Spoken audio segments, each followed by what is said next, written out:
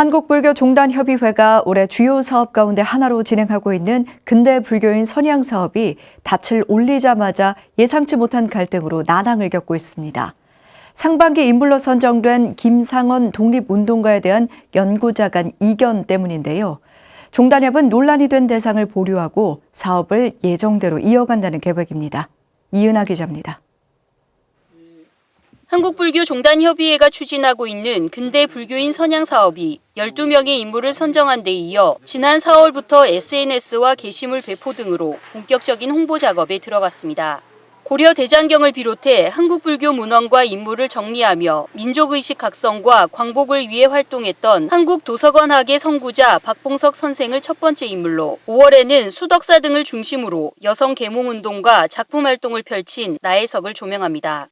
종단협 올해 주요 사업으로 관심을 받고 있는 이 사업이 상반기 조명 인물 가운데 한 명인 김상원 독립운동가에 대한 학자 간 이견으로 주춤거리고 있습니다.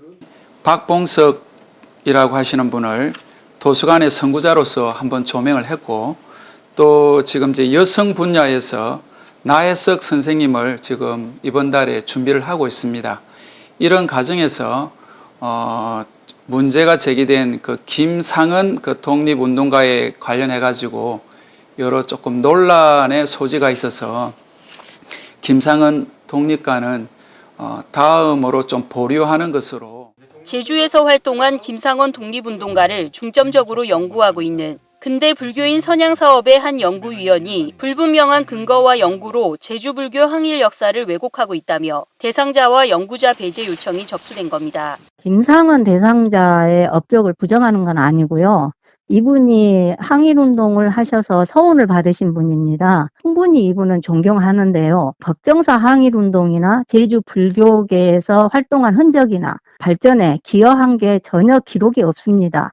관계가 없는 사람을 계속 끼워 넣다 보니까 복려관 스님 생애도 어그러져 버렸고, 근데 제주 불교사도 또 문제가 생기게 됐고요.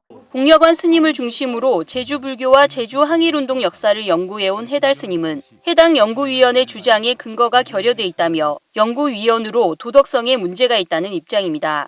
스님은 종단협의 보류 결정을 받아들일 수 없다며 문화체육관광부 등을 통해 해당 위원회 연구 결과에 대해 문제 제기를 이어간다는 계획입니다. 종단협은 자문위원회의 회의 결과에 따라 김상원 독립운동가를 대상자에서 보류하기로 결정하고 지난달 박봉석과 두 번째 인물 나혜석에 이어 상반기 대상자에 대한 조명 사업을 이어간다는 계획입니다.